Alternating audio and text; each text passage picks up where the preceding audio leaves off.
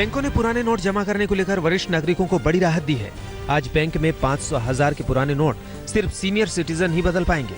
Indian bank association के अध्यक्ष राजीव ऋषि ने कहा कि सिर्फ वरिष्ठ नागरिकों के लिए आज बैंक नोट बदलने की सुविधा देंगे।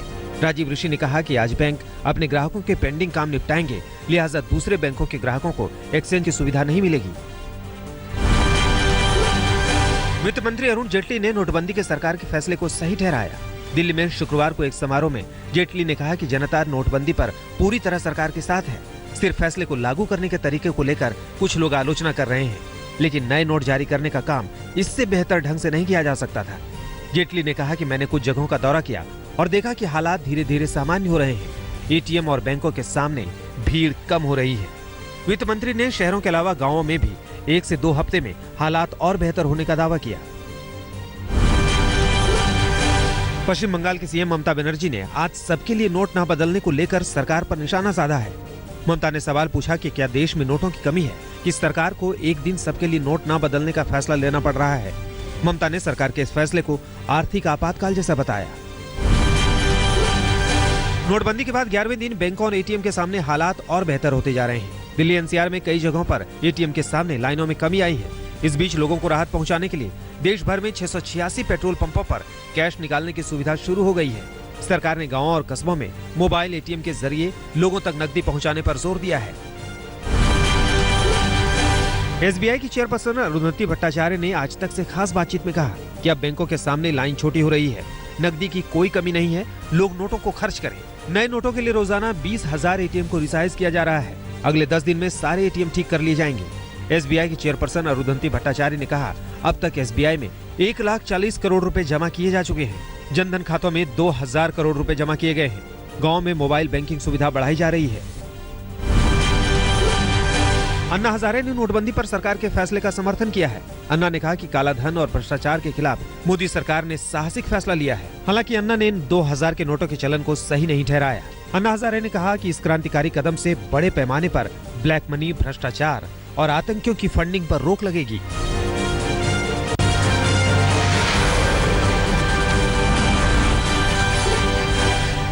बीजेपी अध्यक्ष अमित शाह ने पार्टी सांसदों को निर्देश दिया है कि सभी सांसद अपने अपने संसदीय क्षेत्रों में जाकर जनता से संपर्क साधें। अमित शाह ने कहा कि दोनों सदनों के पार्टी सांसद अपने क्षेत्रों में जाकर लोगों को 500,000 के नोट बैन करने और सर्जिकल स्ट्राइक जैसे सरकार के कदमों की जानकारी दें। अमित शाह ने कहा कि सरकार के नोटबंदी के फैसले से सकारात्मक नतीजे सामने आए हैं। बीजेपी अध्यक्ष अमित शाह आज दोपहर 2:30 बजे लखनऊ में युवा टाउन हॉल कार्यक्रम में युवाओं के साथ यूपी के मन की बात साझा करेंगे। विधानसभा चुनाव के मद्देनजर बीजेपी ने युवाओं से सीधे जुड़ने की योजना बनाई है। परिवर्तन यात्रा के अलावा पार्टी यूपी के मन की बात कार्यक्रम को चुनाव अभियान के लिए अहम मान रही है। आज देश के 4 राज्यों में लोकसभा और विधानसभा उपचुनावों के लिए वोटिंग है। मध्य प्रदेश के शहडोल में लोकसभा उपचुनाव और नेपाल नगर विधानसभा उपचुनाव के लिए मतदान है। असम की लखीमपुर लोकसभा सीट और बेथलंसो विधानसभा सीट के लिए भी मतदान है। पश्चिम बंगाल की कूच बिहार और तमलुक लोकसभा सीट का भी आज फैसला है, जबकि तमिलनाडु में अरावाकुरुची और तंजावुर विधानसभा सीट पर भी उपचुनाव है। कांग्रेस ने यूपी चुनाव में प्रियंका वाड्रा को उतारने की तैयारी कर ली है। यूपी में कांग्रेस चुनाव प्रचार समिति के अध्यक्ष संजय सिंह ने कहा कि यूपी में प्रियंका गांधी बड़ा रोल अदा करेंगी। प्रियंका वाड्रा अमेठी और रायबरेली के अलावा बाहर कुछ रैलियों को संबोधित करेंगी। यूपी कांग्रेस कोर ग्रुप ने राहुल गांधी और प्रियंका के साथ बैठक करके चुनाव पर चर्चा की। यूपी कांग्रेस के अध्यक्ष राज बब्बर ने कहा कि प्रियंका के प्रचार से पार्टी को फायदा होगा। कांग्रेस नेता गुलाम नबी आजाद ने माफी मांगने की सरकार की मांग की कड़ी निंदा की है। आजाद ने कहा कि सरकार पूरे मामले को भटकाने के लिए माफी का मुद्दा उठा रही है, जो कि गलत है। गुलाम नबी आजाद ने किसी तरह की विवादित टिप्पणी से इनकार करते हुए केंद्रीय मंत्री वेंकैया नायडू के खिलाफ विशेषाधिकार हनन का प्रस्ताव लाने की बात कही। दिल्ली के सीएम अरविंद केजरीवाल 20 नवंबर से 30 नवंबर तक पंजाब में 21 रैलियों को संबोधित करेंगे। केजरीवाल पंजाब के डिप्टी सीएम सुखबीर बादल के क्षेत्र जलालाबाद से चुनाव अभियान की शुरुआत करेंगे, तो 30 नवंबर को गुरदासपुर में आखिरी रैली को संबोधित करेंगे। इंदिरा गांधी जन्म शती समारोह के जरिए कांग्रेस शक्ति प्रदर्शन की तैयारी में जुटी है। कांग्रेस मुख्यालय में आज देश भर में साल भर चलने वाले कार्यक्रम की शुरुआत होगी। यूपी कांग्रेस के अध्यक्ष राज बब्बर ने कहा कि सोनिया गांधी, राहुल गांधी और प्रियंका वाड्रा इलाहाबाद के आनंद भवन में 21 नवंबर को प्रदर्शनी में शामिल होंगे। विज्ञान भवन में आज शाम इंदिरा गांधी की 100वीं जन्मशती समारोह में राष्ट्रपति प्रणब मुखर्जी भी शामिल होंगे।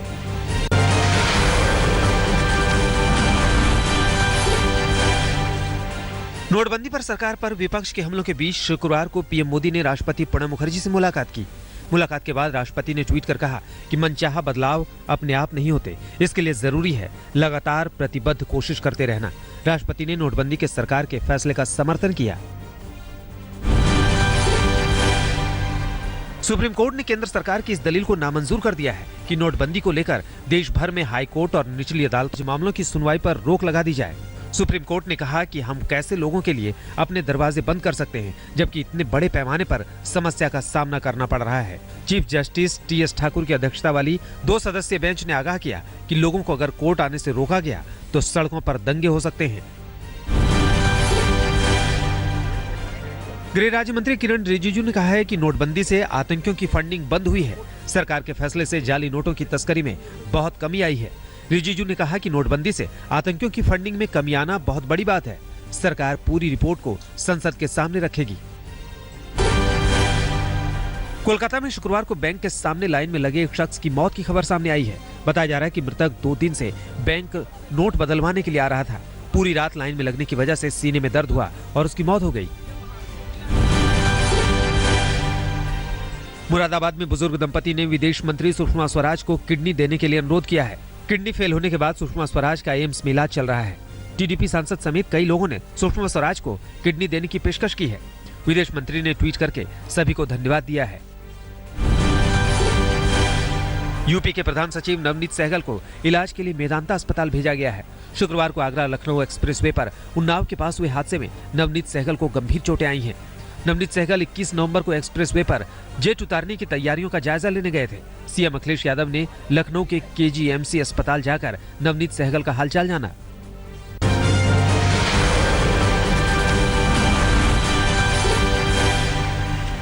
दिल्ली से सटे गाजियाबाद के क्रॉसिंग रिपब्लिक सोसाइटी में 15 साल की लड़की से रेप की वारदात सामने आई है। परिजनों ने कहा कि लड़की को घर में काम के बहाने बुलाकर 2 आरोपियों ने रेप किया। पीड़ित ने आरोपियों पर धमकाने का भी आरोप लगाया। पुलिस ने केस दर्ज करके 2 आरोपियों को गिरफ्तार कर लिया है। यूपी के गोंडा में 5 साल की बच्ची से गांव के ही नाबालिग ने रेप किया। बच्ची की मां घर के बाहर गई हुई थी। घर लौटने पर महिला ने बच्ची को घायल पाया। पुलिस ने आरोपी नाबालिग को हिरासत में ले लिया है। हरियाणा के सोनीपत में एक विधवा को गांव की महिलाओं ने नीम के पेड़ से बांधकर पिटाई की। महिला से पिटाई की वजह अब तक साफ नहीं हो पाई है। पिटाई के बाद घायल महिला को गंभीर हालत में अस्पताल में भर्ती कराया गया है। महिला ने पुलिस पर आरोपियों के खिलाफ कार्रवाई न करने का आरोप लगाया।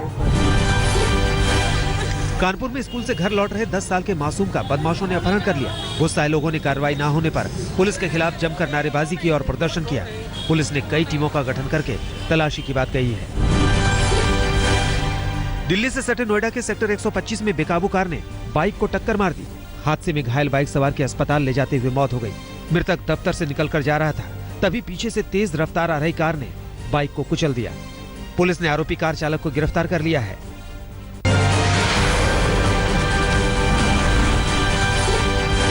हरियाणा के सोनीपत में लिंग जांच कर गर्भपात करने वाले गिरोह का पर्दाफाश हुआ है। हॉस्पिटल की संचालिका को 2000 रुपए के साथ पुलिस ने गिरफ्तार कर लिया है। खुफिया जानकारी के आधार पर स्वास्थ्य विभाग की टीम ने अस्पताल में छापेमारी की थी। पुलिस ने रंगे हाथों आरोपी को गिरफ्तार किया। मौके से कई अल्ट्रासाउंड मशीनों और कागजात बरामद किए गए हैं। यूपी के बिजनौर में युवक की जेब काटकर भाग रहे 2 जेब कतरों की भीड़ ने जमकर पिटाई कर दी। जबरदस्त पिटाई के बाद लोगों ने दोनों आरोपियों को पुलिस को सौंप दिया। पिटाई की तस्वीरें मोबाइल में कैद कर ली गई। दिल्ली के नजफगढ़ में एक महिला से दिन दहाड़े सोने की चेन लूटकर बदमाश फरार हो गए। लूट की पूरी वारदात सीसीटीवी में कैद हो गई है। इलाके में 2 दिनों में चेन लूट की ये दूसरी वारदात है। अब तक पुलिस किसी बदमाश को गिरफ्तार नहीं कर सकी है। उत्तराखंड के पिथौरागढ़ में 25 लाख के 500 और 1000 के नोटों के साथ एक डॉक्टर को गिरफ्तार किया गया है। आरोपी डॉक्टर पुराने नोटों को ठिकाने लगाने शहर से बाहर जा रहा था। पुलिस ने पूरे मामले की जानकारी आयकर विभाग को दे दी है। यूपी के हाथरस में बैंक से लौट रहे कर्मचारी को रोककर बदमाशों ने 25,000 नकदी और बैंक की चाबियां लूट ली। आनाकानी करने पर बदमाशों ने तमंचों की बट से मारकर कैशियर को घायल कर दिया। घायल कैशियर ने थाने में रिपोर्ट दर्ज कराई। पुलिस अब तक किसी बदमाश को गिरफ्तार नहीं कर पाई है। कोयम्बटूर में राशन कार्ड नहीं बनने से परेशान महिला ने सरेआम डीएम दफ्तर में खुदकुशी की कोशिश की। घायल महिला का अस्पताल में इलाज चल रहा है। रिश्वत देने के बाद भी 2 मासूम बच्चों के साथ महिला डीएम दफ्तर और तालुका दफ्तर का चक्कर काट रही थी, लेकिन कोई सुनवाई नहीं होने पर खुदकुशी की कोशिश की। कोटा में महिला ने ससुराल में सल्फास खाकर जान दे दी। परिजनों ने ससुराल वालों पर दहेज के लिए प्रताड़ित करने का आरोप लगाया है। मामले में पुलिस ने केस दर्ज कर लिया है। अब तक किसी की गिरफ्तारी नहीं हो पाई है।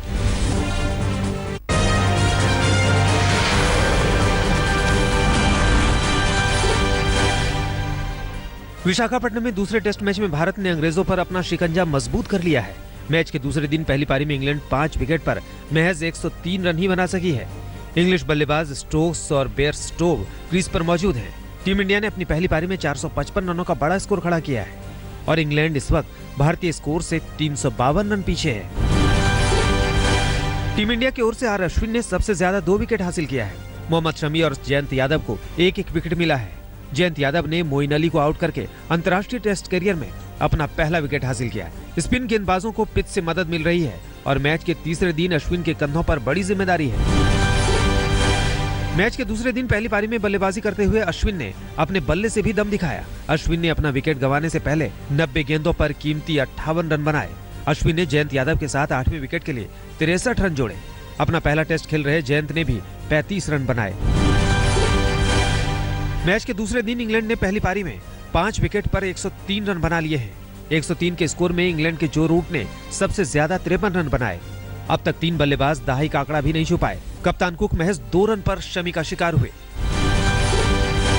लंदन में चल रहे एटीपी वर्ल्ड टूर फाइनल्स में सेमीफाइनल के मुकाबले तय हो गए हैं। पहले सेमीफाइनल में ब्रिटेन के एंडी मरे का मुकाबला कनाडा के मिलास राउनिक से होगा, जबकि दूसरे सेमीफाइनल में दुनिया के दूसरे नंबर के खिलाड़ी नोवाक जोकोविच की टक्कर जापान के केन निशिकोरी से होगी।